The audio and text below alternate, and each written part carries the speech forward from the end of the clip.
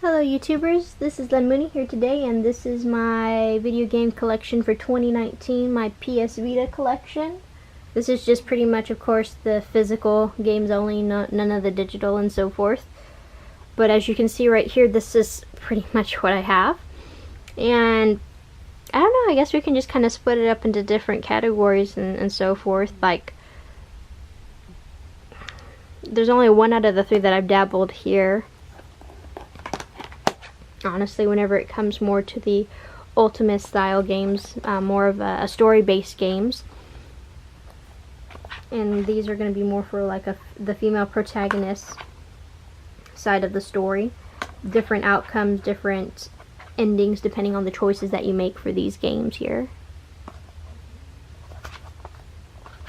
But what I have for the three that I do have physically is the Psychodelica of the Black Butterfly. Got that one cheap. And Seven Scarlet, depending on how you read that, since the C is capitalized but S is right in front of it. It can go either way, I guess. I don't know. But we're just saying Seven Scarlet. Collar X Malice is the one I've been currently playing more so, and I haven't played these yet. But I enjoy these. I enjoy story-based games where I just make the decisions and then the story just kind of follows along.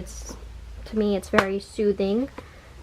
I have a wide variety of games that I'm interested in. I don't stick to one particular genre, and I don't know. It works.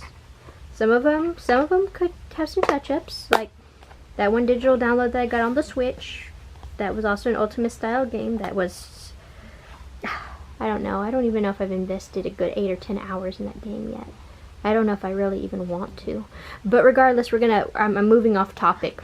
These games, though, they were on sale, I don't know, I think originally, of course, they were like $40 a piece. But I got these normally to where they were each $20 a piece, so 50% off, approximately, give or take. So, definitely a good deal, in my book. Besides that, here's my favorite genre on the PlayStation Vita and PSP and 3DS. Of course, on handheld. For me, what reigns supreme is going to be my rhythm-based games right here. So, of course, I'm going to have Project Diva F right here. I'm going to have F Second, fantastic. And then Project Diva X right here. Those are the good stuff. That's the good stuff right here. But also really good is going to be Persona 4 Dancing All Night. I played a bit of the one on PS4, the Persona 5 and Persona 3 ones, the dancing games, that are also really good.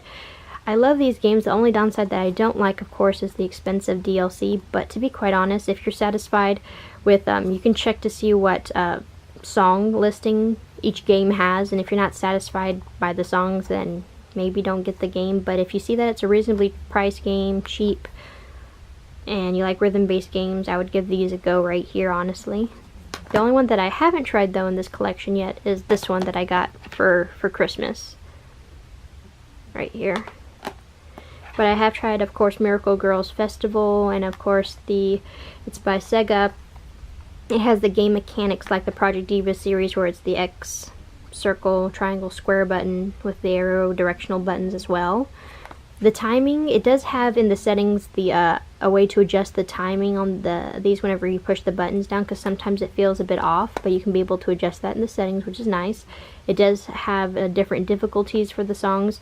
It'll have sometimes a short version of the song and then a longer version of the song, which is really nice.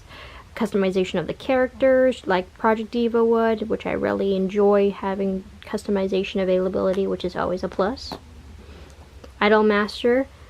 Must Songs, and this is the red version. I think there's also a blue version of this too. But this is pretty much Taiko, Drum Master in a nutshell, but with Idol Master songs. This is also really fun. You can have your little Taiko drum person up here. You can have it switched out. You can unlock different characters and place those instead. Have different sound effects whenever you hit the buttons as well.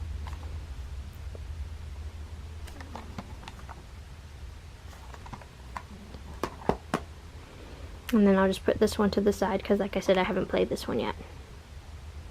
But I was really interested in this one for the fact that, of course, it has its own manga, it has its own anime series, and it has a couple of these games, and I think the ones previously were on PSP. So, yeah. Okay, so those were the good stuff right there, but we have more fantastic games over here as well that are going to have some attention. So, right off the bat, ones that I've played from beginning to end that just were fantastic and just blew me away is going to be the Danganronpa series right here. This is right here the good stuff as well. If you like murder mystery games, if you like a unique art style for video games, you want to try something new, something that will make you think, and it's almost like whenever you play these games, the excitement is, you know, it's going to be you trying to figure out who the killer is, who laid down the trap, how are they able to do this, and whenever you play the game, like, how can you prove them guilty with the clues that you've collected before the start of the trial. This is fantastic right here. You know, if you're a fan of the Professor Layton or Phoenix Wright series, but want something on the dark side, you know, more grimy, but rated M for mature, of course, there's going to be more some blood, gore, you know, weapons used and so forth. This is fantastic right here. I would give this a shot. Definitely start off with the first game, Trigger Happy Havoc. If you don't start with the first game, you can still get into it from the second, the third, and so forth. But some of the mechanics do change, or some stuff gets added. I like more of how they made it more in the second than the first game for this one. But then I like the extra mechanics that they added for the third game right here. And kind of Ultra Despair Girls is kind of a 1.5 between the first and the second game. But then the mechanics for it changes to where it's more of a shooter-based game. So, not first-person perspective, third-person perspective shooter game, but the story content rivals that of the other ones. I really like it. So, first one that I consider to be 1.5. These games are also on Steam too. Danganronpa, the second one right here. This one. And whenever you play all of them, like from start to end, first 1.52, and the third one, they're all a tearjerker. Like they all, like, at the end, just like wow. And then this one blew me away too at the end. Really good. Alright. What else? Let's go to Corpse Party. So, Blood Drive. Originally I played the first one, that more like the digital download that was released for the PSP. I completed that one and played a little bit of the Blood Drive game. I haven't really completed it though, because I've been focused on other ones that came out right close by it, so kind of feel bad. But I mean, essentially though, if you've played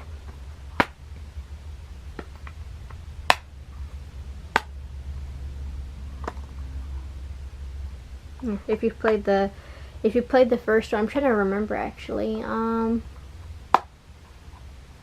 I have the one also on the 3DS as well.